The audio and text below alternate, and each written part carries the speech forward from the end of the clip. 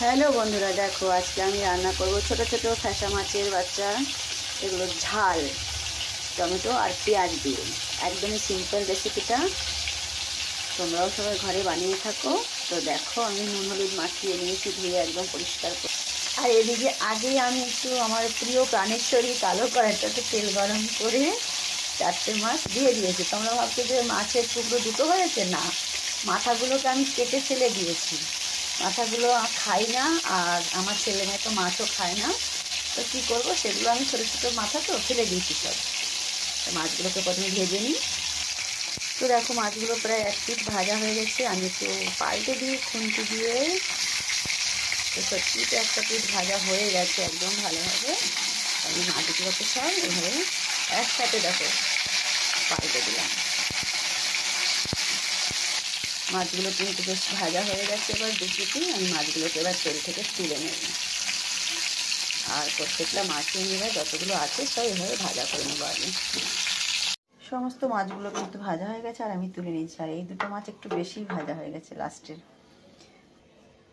একটু তেল ছিল ভাজা, আর একটু তেল আমি দিয়ে দিয়েছি।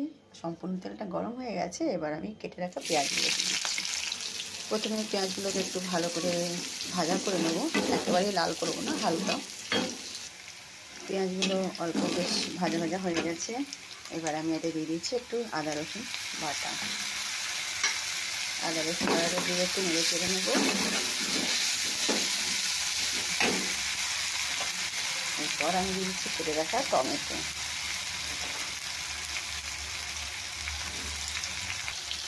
টমেটোটা দিয়ে একটু নেড়ে নেব। টমেটোটা দিয়ে কিছুক্ষণ হয়ে গেছে। এবার স্বাদ অনুসারে একটু লবণ দিয়ে দেবো। তোমরা তোমাদের পরিমাণ মতন লবণটাই ব্যবহার করবে। এবার আমি দিয়ে দেবো একটু হলুদ গুঁড়ো। হলুদ গুঁড়োটা দেওয়ার পরে দিয়ে দেবো লঙ্কার গুঁড়ো। যেহেতু আমি ঝাল বলেছি, তো একেবারেই ঝাল ঝাল বানাবো, তো 1 চামচ ভরে দিয়ে দিয়েছি লঙ্কার গুঁড়োটা। তোমরা তোমাদের পরিমাণ মতো লঙ্কাটা ব্যবহার করবে, যে যেরকম খায়, কেউ কম ঝাল খায়, তো কেউ বেশি ঝাল খায়, তো নিজেদের হিসেবেই ব্যবহার করবে। একদমই সিম্পল রেসিপি। আমি সেরকম ভালো তোমাদের মতো হয়তো বানাতে পারি না, যেরকম ঘরে বানাই সবাই ঠিক সেভাবেই চেষ্টা করছি তোমাদের সাথে শেয়ার করার। যদি ভালো লেগে থাকে এটা লাইক করে দেবে, আর যদি তার থেকে বেশি ভালো লাগে একটা শেয়ারও করে দেবে। মশলাটা খুব ভালো ভালো হয়ে গেছে। এবার ঝালের পরিমাণ মতো জল দিয়ে দেবে এতে আমি। বন্ধুরা তোমরাও নিজেদের হিসেব মতোই জলটা ব্যবহার করবে, যে যতটা ঝোল ঝোল রাখবে কিংবা শুকনো শুকনো রাখবে ঠিক সেই হিসেবে জলটা দিয়ে দিয়ে এবার আমি ভাজা মাছগুলো সাথেই দিয়ে দিচ্ছি। সমস্ত ভেজে রাখা মাছগুলো দিয়ে দিয়েছি। মাছটা ভাজার সময় তো জানোই সবাই কাটা বেরিয়ে যায়, আর এই মাছটা একটু ভেঙে গেছে পাল্টাতে গিয়ে।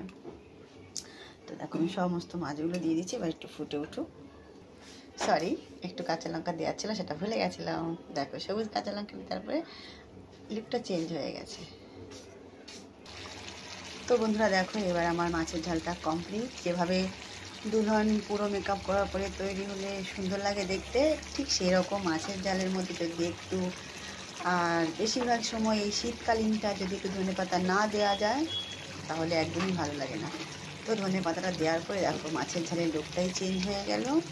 তোমাদের কেমন লাগলো অবশ্যই জানাবে। আর আমি সবসময় সবার পাশে আছি, পাশে থাকবো। কোনো কারণবশত হয়তো সবসময় অ্যাক্টিভ থাকতে পারি না, সবসময় বলতে কাজের চাপ যখন বেশি থাকে তখনই। তো কেউ কিছু মনে করো না। আমার ভিডিওটা যদি ভালো লেগে থাকে শেয়ার করে দেবে, আর কমেন্ট করতে ভুলো না। তো ধন্যবাদ। আবার নতুন ভিডিওর সাথে দেখা হবে। এমনিতে সারাদিন আমাদের কমেন্টের মাধ্যমে কথা হয়েই থাকে। তো আবার নতুন ভিডিওর সাথে আমি আসবো।